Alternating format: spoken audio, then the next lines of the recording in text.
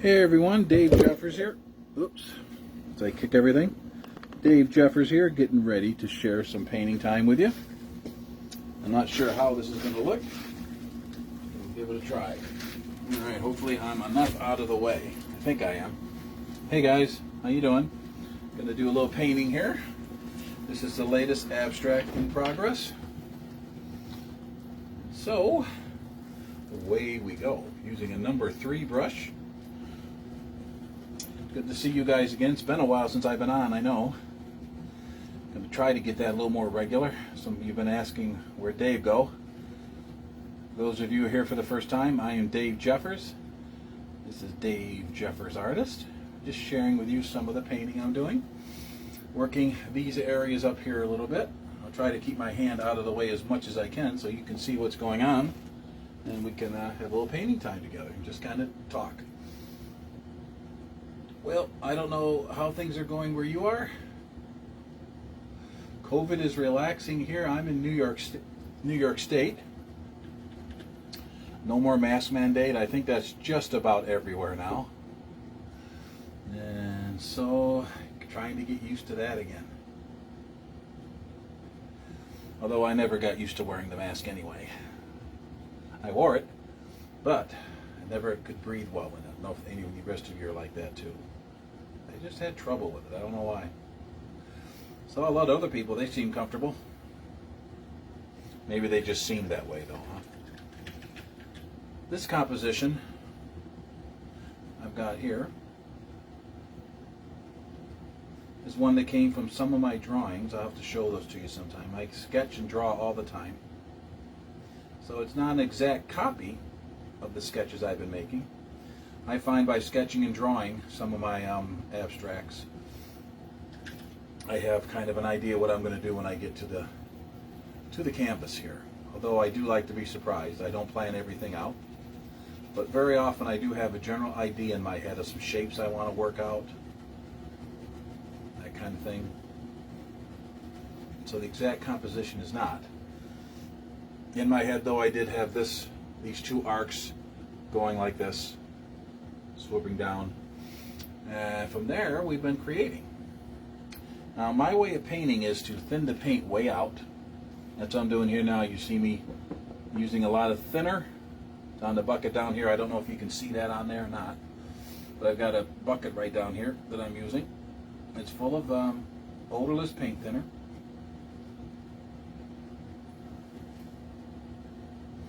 And I thin the paint out almost like the water type paint. And more than painting, I'm actually putting washes on this. Almost everything on here, even though this oil painting and I was painting last night, most of everything you see here is dry. And that's because then I'm going to go like this, dipping my brush into some thinner, wiping a little bit off on a cloth, coming in here, scrubbing it in really good. And that thins the paint way out, and boy does it dry quick. It's thin when I put it on there anyway. I very seldom work in a impasto type thing. Those of you new, I know some of you coming to this channel, coming to my Facebook, wouldn't know what that means. That means a thick paint. You might have seen paintings in the past, and they're really thickly put on. Not my style. Nothing wrong with it. Just isn't a way I like to work. And with the different layers and things that I'm trying to go, that wouldn't work for me anyway very well. Every once in a great while I'll get an area that's a little thicker, but not much. See if you can see right here, I worked a little thicker there. That little spot there is about the only spot on the painting that's really wet right now. All this is dry over here. What I'm really trying to create here is emotion. Get your eye moving. And then it's all about creating the different darks, contrasting to the lights, trying to draw your eye in, and make you believe that even though this isn't something you can really recognize, in other words, meaning it's not a seascape where you can see that it's waves on the ocean or something like that, that you still will be able to sense depth and get the idea that these shapes have some form to them. They have some form, they have some depth, they have some weight, And that's really what I'm doing. I call my style of painting rhythmic abstraction. Because it is abstract, because you can't really look at it and say, oh, it's a seagull. It's not recognizable.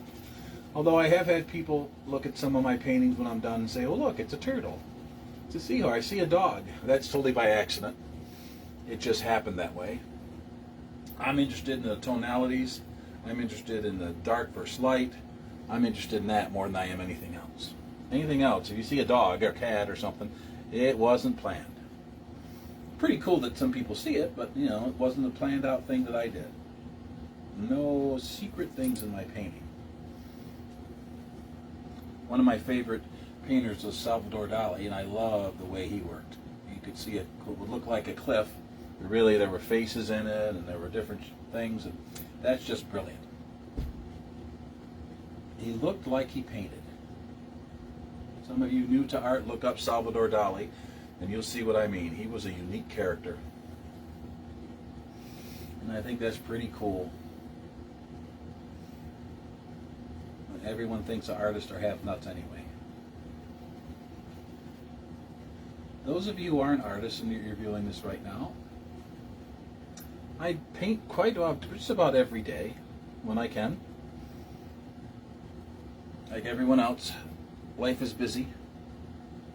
So I can go a couple days without painting, and that's fine because I'm using oil paints. And they dry by the time I get back. And even if when I used to do a lot more landscape type work, I always have loved working with oil paints because I can leave it for a couple days, come back and reinvigorate the paint by adding a little thinner, adding a little bit of other mediums you can use to make the paint flow better. And so oil paintings are easy to fix if you really screw something up. And yes, I'll admit it, every now and then I put something down on canvas and I'm like, eek gads. I don't know if that's even a term anymore, but eek gads, I go, why did I do that? And I quickly get rid of it. A technique to try sometime, artist, and those of you just starting out. Sometime you get a painting just about done, or get in that mid stage, you know, and you're looking at it going, this is not what I planned. Not at all what I wanted to happen. Take the whole thing with a big palette knife, and I'll show you the one I use. This is the one I use, and I want to scrape a painting. I think you can see it's a big one.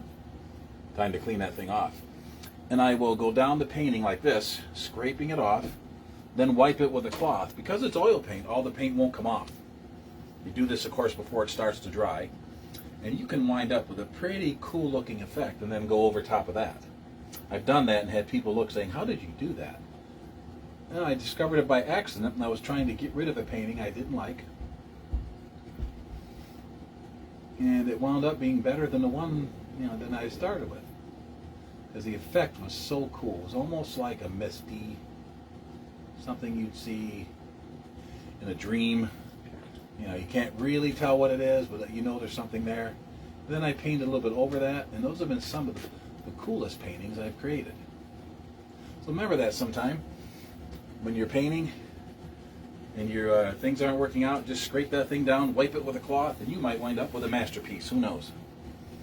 Sometimes things happen by accident. Remember the immortal Bob Ross said, we don't make mistakes, we have happy accidents. And sometimes that's exactly the case. I'd like to know how many paintings were really planned and how many were happy accidents, would you?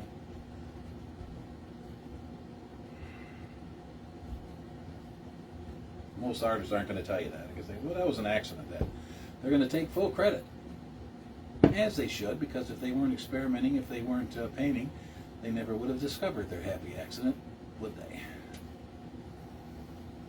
Trying to add a little more. Oops. Put my brush in the wrong can of paint. I don't want white. Like I said, mistakes happen, or happy accidents, however you want to say them. I'm going to come over here with some thinner, and I'm trying to pull the eye into this area. A little more contrast here.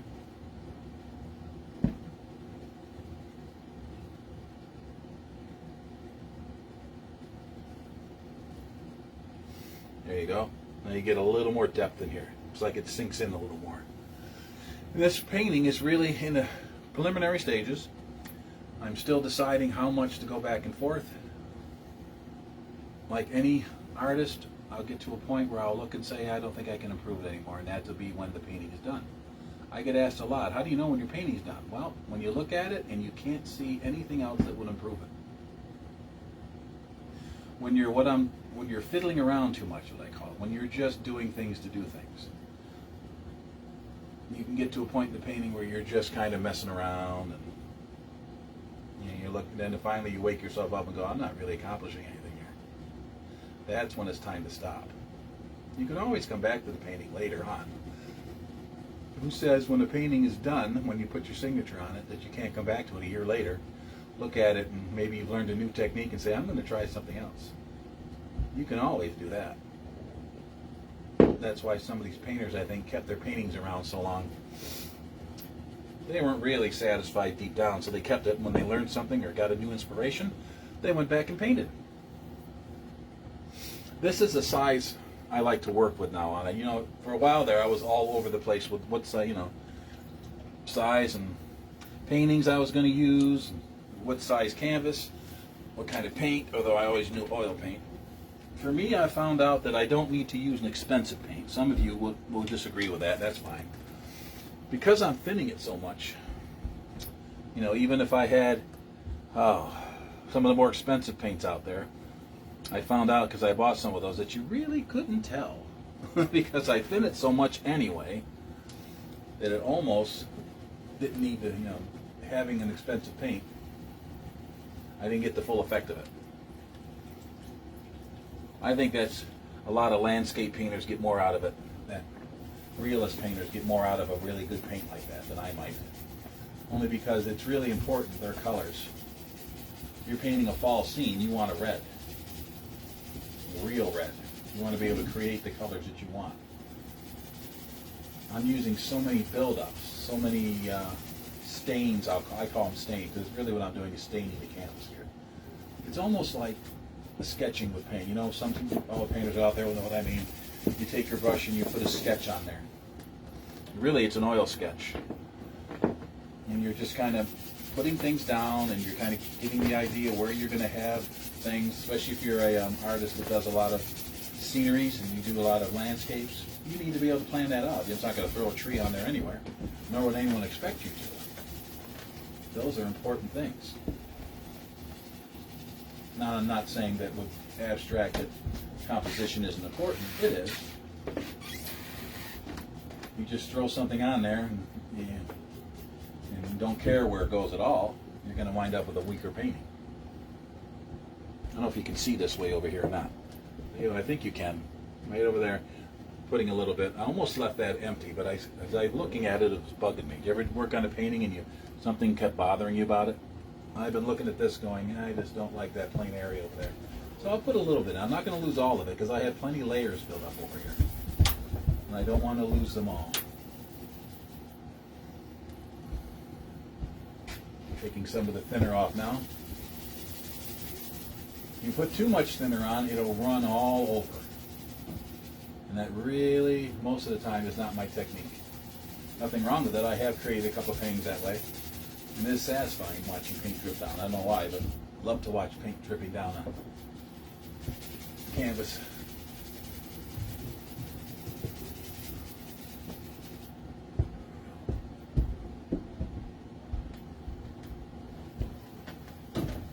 You hear some noise upstairs. That's my grandkids visiting. My grandkids are over. My son's over.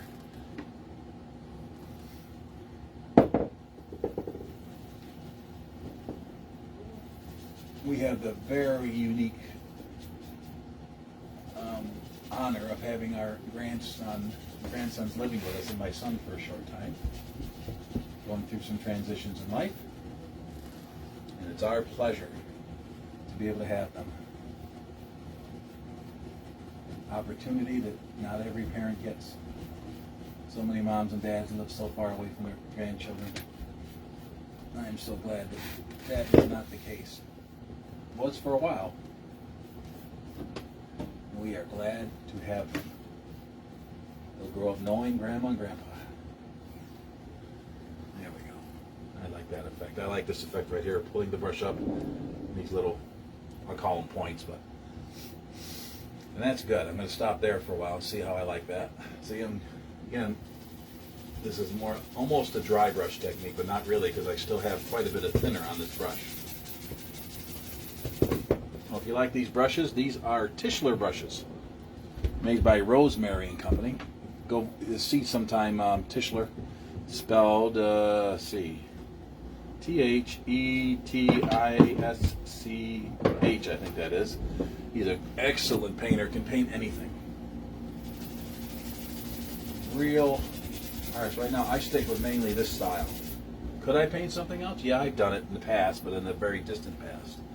Although I'm getting the inkling and getting that I may start drawing a couple things you can recognize, just to keep myself in practice. I may start doing commissions, things like, portraits, and although I have a very unique way of doing portraits, it's almost like not abstract. You can see who they are, obviously. Who wants a portrait, you can't tell who they are, right? But I do the skin tones differently. I don't even try to get total realism. So I'll put one on here sometime and let you see. I kind of brighten everything up. I kind of experiment with the darks and the lights. You think of portraiture and you think, well, it's got to be exact. Well, yeah, to a point. To a point. No one, like I said, no one wants a picture. They go, who is that? That's not why people pay artists to do portraits. But also, I have my own style, so I have to see if that'll transition well. People will like it. But if I change my style, I just won't enjoy doing it as much. Who wants to paint if they're not enjoying it, right? I want to make some money with my art, but I also don't want to totally sell out and do something I just hate just to make money. Gotta like it, because it shows in the artwork if you don't like what you're doing. And it wouldn't be fair to people for me to not give it my all, just because I'm not enjoying myself as much. There we go, we'll leave that for now. Again, I've got thinner on the Tischler brush, the angle brush here, and I'm just scrubbing it in, allowing the layers underneath to come through. I won an art competition not too long ago last year, and I was surprised because it was a group that I'm just joined, and I'm not an artist that's been out there for a long time and has been producing, putting work into a lot of shows and things like that. So I was shocked to win, but what I did was so different than everyone else, I think.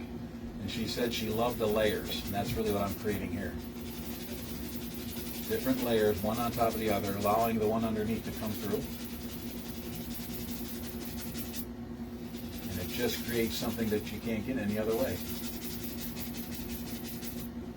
And I like that, a little bit of an edge here. Looks like something's coming in front of that, indicating that these could be solid things, they might not be solid things. I kind of like doing that. It's just a lot of fun. Well, that's all for now, guys. I am going to turn off the camera. I think you've seen enough. You've got stuff to do during your day, but let me know, though, in the comments if you like this. I'll do more of these in the future if you like. I just don't want to make you sit all day. And make sure that you're all okay with it. Okay? Now, the camera's going to get a little out of whack because I've got to hit finish. Again, I'll come back here. Hold on. Let you get a close. Make sure that you got a close look at everything in case you didn't. In case I was blocking it. Let me get a little closer. Some of the detail.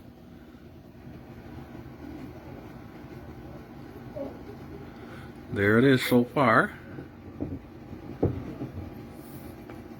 I will keep you guys posted on my progress. Thanks so much, guys.